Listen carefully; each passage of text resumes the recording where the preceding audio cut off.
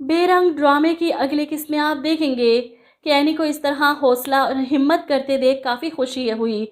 नहीं तो जिस तरह इसने फ़ाखरा बेगम की जी हजूरी शुरू कर दी थी, बहुत ही अजीब लगने लगा था।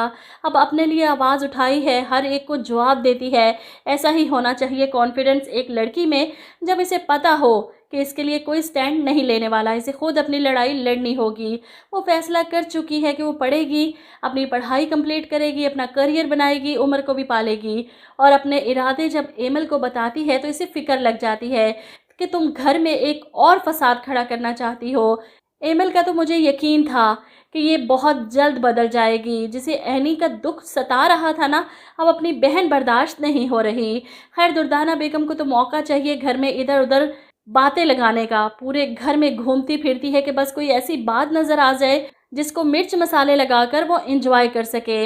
एनी उमर को लेकर अपने पेरेंट्स के घर जाने के लिए निकलती है तो इसे रोक कर सवाल जवाब शुरू कर देती हैं।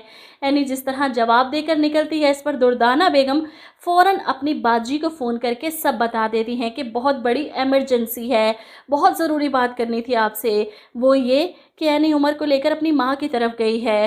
फ़ाखरा बेगम तो जैसे तड़प ही जाती हैं, इसकी इतनी जुर्रत, मुझसे पूछे बगैर चली गई।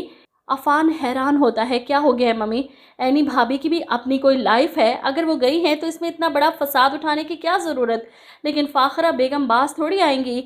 अगले किस्त में यही फसाद तो हमें देखने को मिलेगा। एनी जब उमर के साथ घर वापस आती है तो आते ही फ़ाखरा बेगम इसकी क्लास लेने के लिए खड़ी हैं।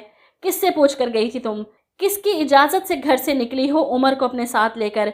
एनी परेशान कि मैं दुर्दाना खाला को बता कर गई थी, आपको फ़ोन किया था लेकिन आप बिज़ी थी, फ़ोन नहीं उठाया आपने, तो मैंने खाला को बता दिया।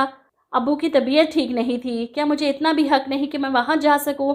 ऐसे में अफ़ान फिर से एनी भाभी की साइड लेता है तो फ़ाखरा बेगम इसे चुप करवा देती हैं। वाह वाह, तुम कैसे इसकी हिमायत में मेरे मुंह को आ रहे हो? अफ़ान, अब तो मुझे पूरा यकीन हो गया है कि आइमा बिल्कुल ठीक कहती थी। ये लड़की अपने हुस्न का जाल बिछाकर वर्गला रही है, तुम्हें मेरे खिलाफ भड़का रही है।